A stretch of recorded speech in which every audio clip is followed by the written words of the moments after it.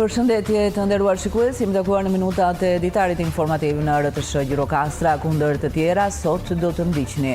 11 bujtina dhe 5 hotele u prezantuan në ceremoninë e çeljes së sezonit turistik në Dropull. Kulinaria dhe veshjet karakteristike dropullite i dhanë ngjyra festive aktivitetit.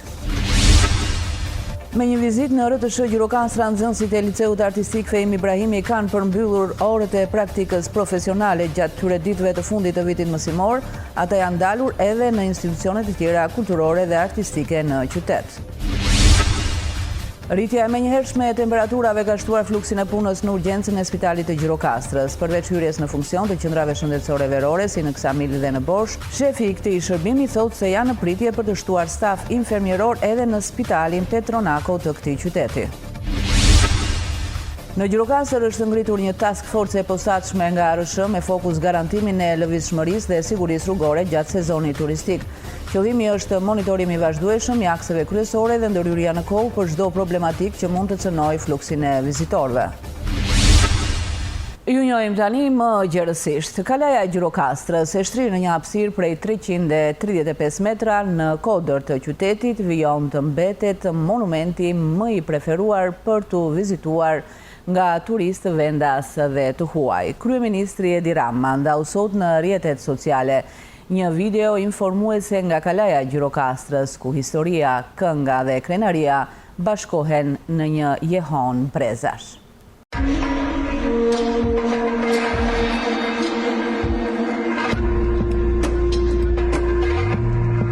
Gjirokastra, qyteti i gurt, një ndër të parët që u bë pjesë e UNESCO-s, mban mbi supe një gjerdan të rrallë, Kalane Argjiros.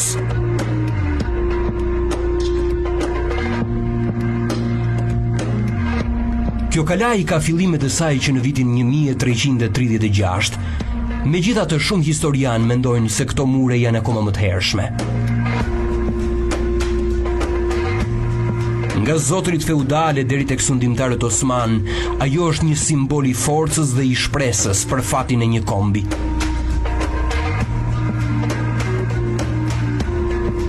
Në gjithë historinë e saj vlen për të theksuar shkëlqimi që pati në udhëheqjen e Ali Pash Tepelenës.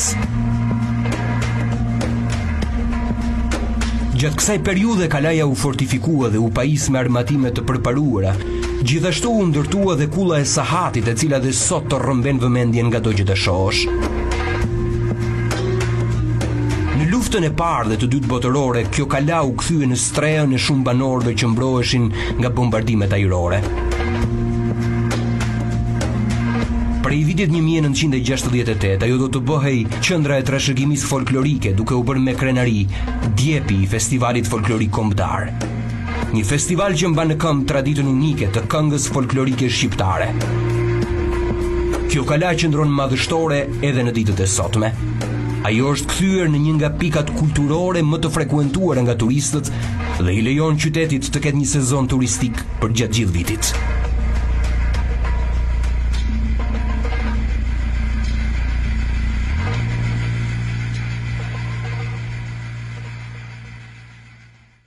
Ministria e Turizmit dhe Mjedisit Mirela Kumbaro nisi nga Velipoja së bashku me kryebashkiakun Benet Beci inspektimet në Bashkitë Bregdetare në nisje të operacionit Plazhe të Pastra, ku për të 4 vit Agjencia Kombëtare e Bregdetit mbështet këto bashki në menaxhimin e pastrimit dhe mirëmbajtjes së plazheve nga 15 qershori deri në 15 shtator.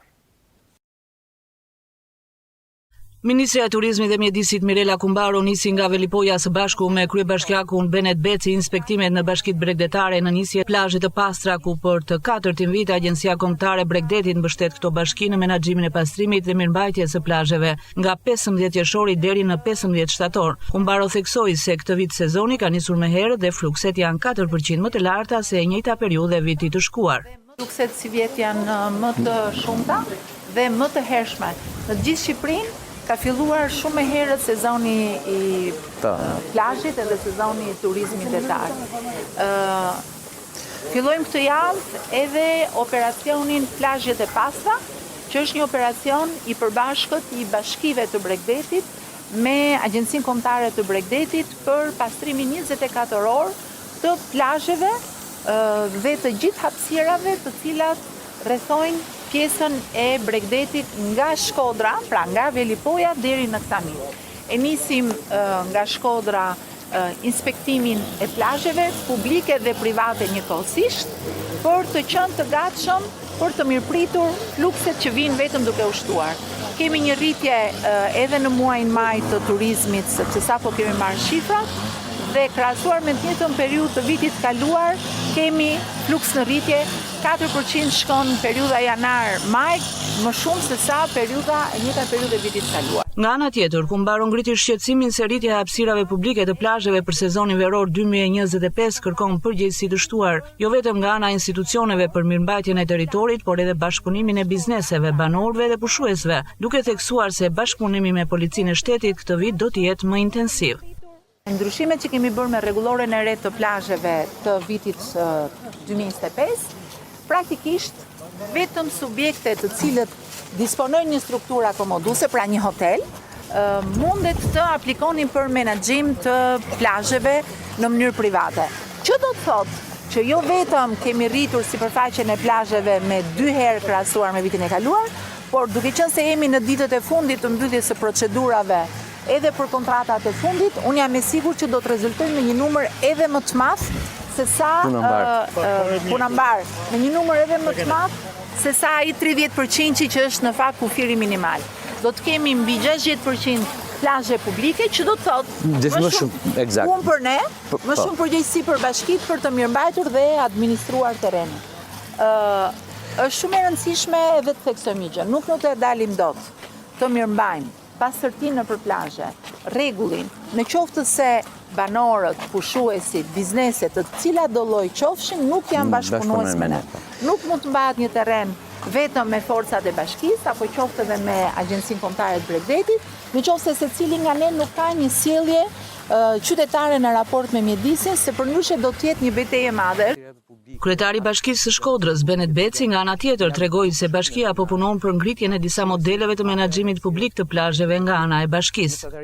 Absolutisht ashtu është. Praktikisht shtohet puna dhe detyrimi dhe përgjegjësia e bashkisë me rastin e hapjes të plazheve publike, dhe për këtë ne kemi filluar, ky është për shembull ministri në një ky është plazh publik, të cilin ne sipas një projekti të financuar nga bashkia po i bëjmë të gjitha aksesorët e domosdoshëm për pushimet, duke filluar me pedanën, me banjot, me dhomat e zhveshjes, me pastrimin, rilevimin edhe kornizimin e gjithë plazhit. Do të kemi disa të tillë që do të jenë model, siç është filluar të bëhet me këtu. Pra, në një plazh këtu. publik do të ketë edhe disa plazhe model të organizuar nga bashkia që ofron çadër edhe shezlong, përkundrejt pagesës. Ministra Akumbaro do të vijojë turet inspektuese edhe në bashkitë e tjera të vendit me qëllim forcimin e masave për pastërtinë dhe mirëmbajtjen e hapësirave bregdetare, pas hyrjes në fuqi të rregullores së re të plazheve për vitin 2025. 11 bujtina dhe 5 hotele u prezantuan në ceremoninë e çeljes së sezonit turistik në Dropull. Kulinaria dhe veshjet karakteristike dropullite i dhanë ngjyra festive aktivitetit. Ceremonia e qeljes sezonit turistik në Dropull përbën gjithmonë një eveniment festiv për komunitetin e kësaj njësie vendore. Si vjet, u përzgjoll sheshi paravatës së kulturës në fshatin Grapsht në njësisë administrative Dropulli Poshtëm për të zhvilluar aktivitetin me një dekor të thjeshtë, por me shumë ngjyra tradite. Drejtuesit vendor në këtë ceremoni mëshuan prezantimin të kapaciteteve të hotelerisë në Dropull dhe Pogon, me 11 bujtina dhe 5 hotele. Sot kemi dhe një prezantim të bujtinave që janë hapur deri sot në të gjitha fshatrat e Dropullit, nga Pogoni deri në Sotir. Thanas Naka është nga të parat që ngriti bujtinën e tij në Poliçan të Pogonit. Kemi një 5 vjet që kemi 2 bujtina në Poliçan, kam në shfrytëzim të punës së turizmit, që na vijnë turistat nga të gjithë vendet. Një nga bujtinat më të reja është ajo e zonjës Ana Bollo Çobani, në fshatin Goris të Dropullit Poshtëm. Ndërtimet kanë filluar para 5 muajsh dhe tani kemi 1 muaj që e kemi hapur bujtinën. Vizitorët kanë ngelur shumë të kënaqur dhe kënaqen shumë nga pamja që kemi në fshat, nga çdo gjë, nga gatimet. Promovimi kulinaris i projekteve të realizuara dhe të fituara nga fondet e Bashkimit Evropian, si dhe veshjet tradicionale së bashku me muzikën popullore, i dhanë ngjyra festive ceremonisë së zhvilluar në diell të fortë dhe me temperatura shumë të larta. Në fund të ditarit informativ do të mund të ndiqni një material më të zgjeruar, vijojmë me të tjera informacione. Me një vizitë në RTS Gjirokastra, nxënësit e Liceut Artistik Fehim Ibrahimi përmbyllën orët e praktikës profesionale. Gjatë këtyre ditëve të fundit të vitit mësimor, ata janë ndalur edhe në institucione të tjera kulturore e artistike në qytet.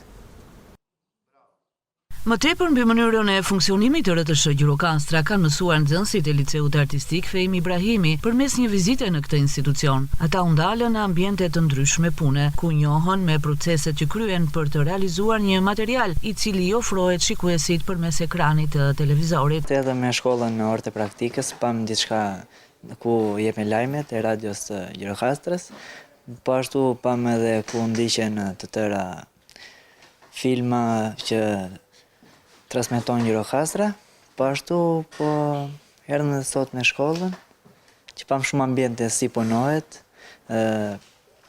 si regjistrohet një këngë, ose si transmetohet diçka në një ekran. Madje si nxënës të degës së muzikës, ata regjistruan edhe një këngë polifonike.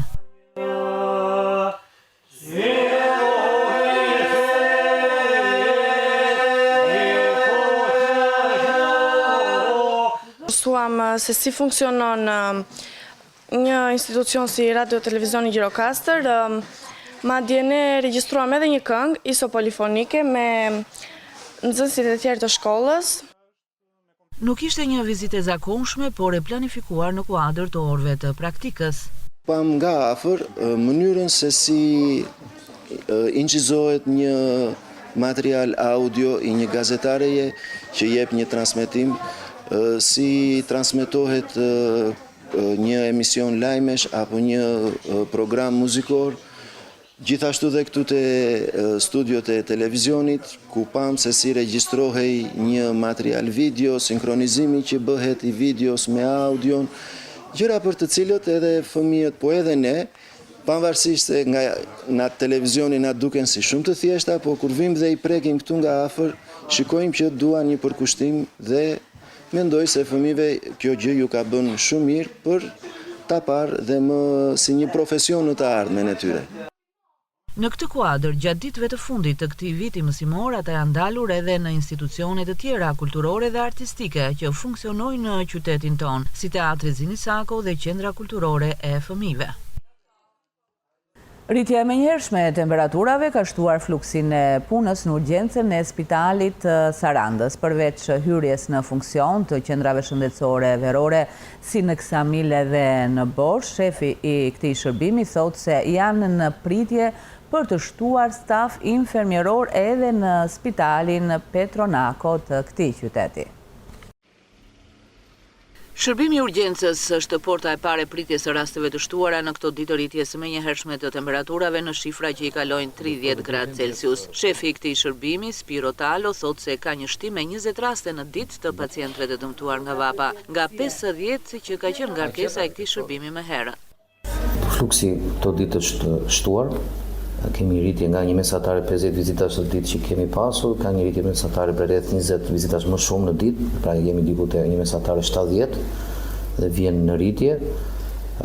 Gjithashtu kemi rritje të fluksit dhe të qytetarëve të huaj që paraqiten në urgjencën tonë. Sëmundshmëria është e ndryshme.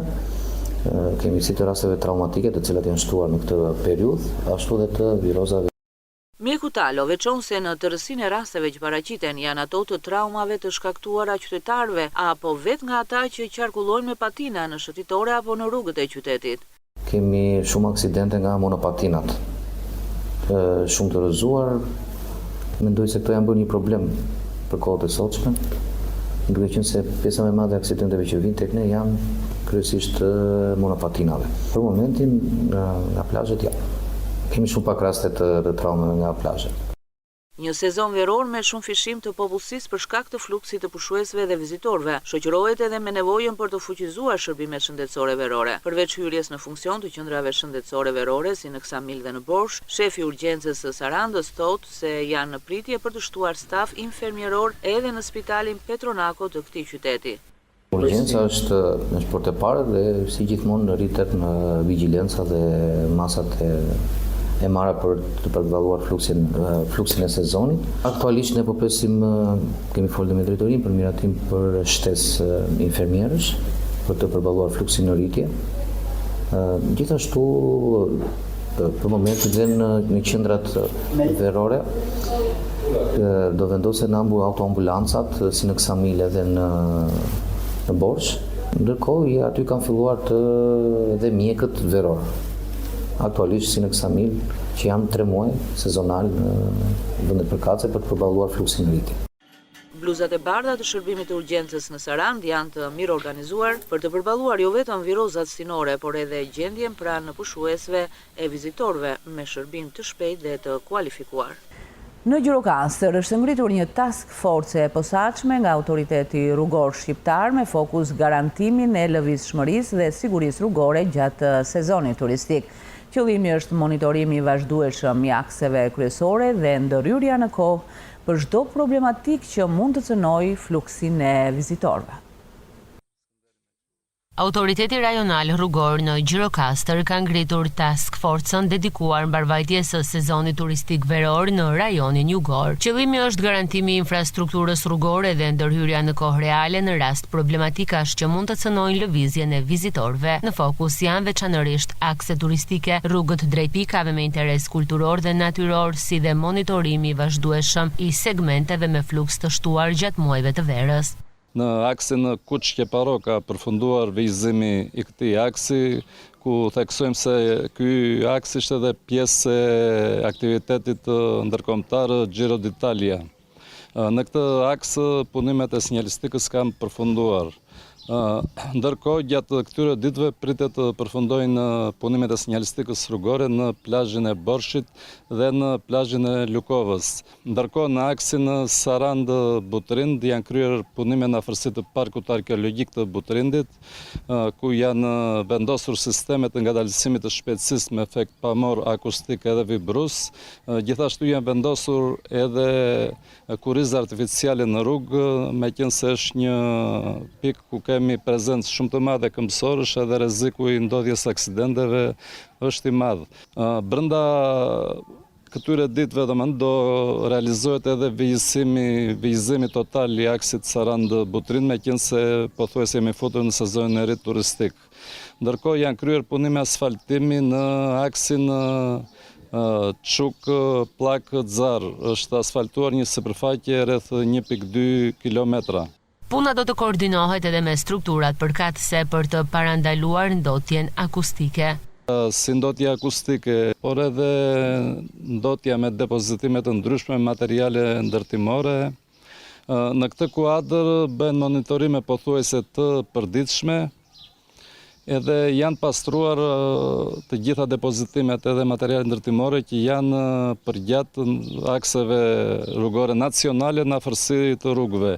Task Forca pritet të jetë aktive gjatë gjithë sezonit veror, duke ndjekur nga afër çdo zhvillim në terren dhe duke garantuar ndërhyrje të shpejta në funksion të sigurisë rrugore dhe përmirësimit të përvojës së vizitorëve.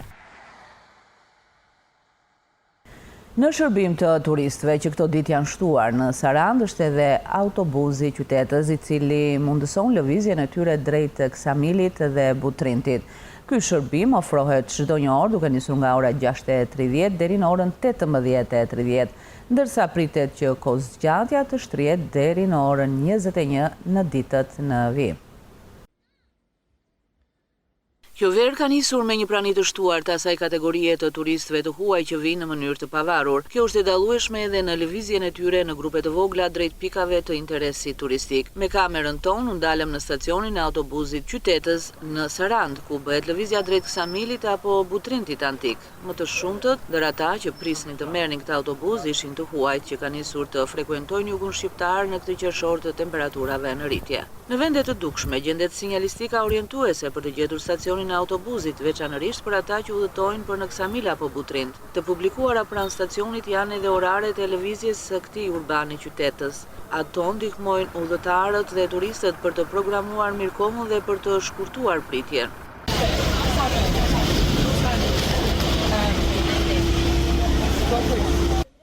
Ata udhëtarë që pyetëm na thanë se kishin pak kohë që prisnin. Lëvizja me autobusin e linjës, sidomos nga të huajt, është më e pëlqyera, sidomos në distanca të shkurtra, siç është Ksamili 12 km nga Saranda apo Butrindi 20 km.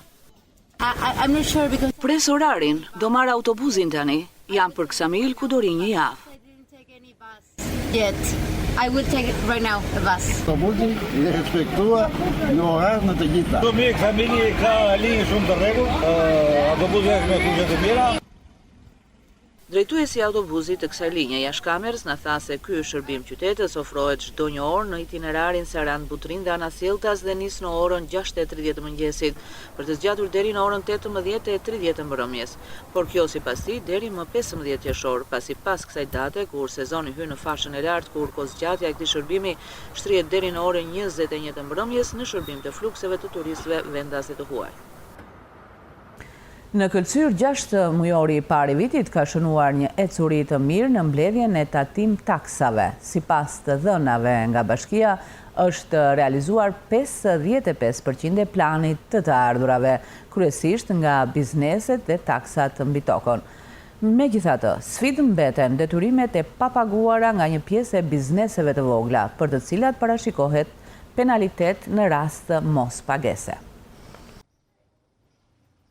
Për Bashkinë e Këlqyrës, 6 mujori i parë i këtij viti është konsideruar i suksesshëm në aspektin e mbledhjes së tatim taksave. Sipas përgjegjësës së sektorit të tatim taksave në këtë bashki, zonja Leonora Jakupi, plani të ardhurave nga bizneset dhe taksat e tokës është realizuar në masën 55%.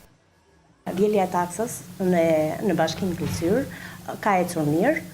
Gjatë këtij 6 mujori janë vjel gati 55%, si nga biznesi madh dhe nga biznesi i vogël, nga taksat e familjarëve dhe nga taksa e tokës. Gjithsej shkojmë tek 55%, duke ditur që akoma nuk ka kaluar afati i fundit i pagesës, sepse është në 30/06/2025, pra në fund të muajit. Megjithatë, sfidë mbeten debitorët, të cilët janë kryesisht bizneset të vogla, që nuk kanë shlyer detyrimet ndaj bashkisë. Zonja Jakupi i bën thirrje këtyre bizneseve të respektojnë afatet dhe të shmangin penalitetet. Bizneset e mëdha nuk janë debitor, një deri në 2 biznese kemi debitor, kurse bizneset e vegjël pjesërisht janë debitor, se pjesa më e madhe ka bërë shlyerjen e detyrimeve kundrejt Bashkisë Këlqyr. Por probleme me vjeljen e taksës kemi më shumë tek tokat dhe te detyrimet familjar. Apeli jonë drejtuar kësaj kategorie është që t'i shlyejnë sa më shpejt, sepse do kalojnë me kamat. Burimet pranë Bashkisë së Këlqyrës bëjnë të ditur se në rast të mos pagesës së detyrimeve, bizneset do përballen me një tarif shtesë prej 30% mbi shumën e borxhit ekzistues. Përfunduam këtu të nderuar shikues, por unë ju kujtoj se menjëherë pas siglës mbyllëse do të mund të ndiqni një material më të zgjeruar që vjen nga çelja e sezonit turistik në Bashkinë Dropull. Ndahemi bashkë, miru takofshi.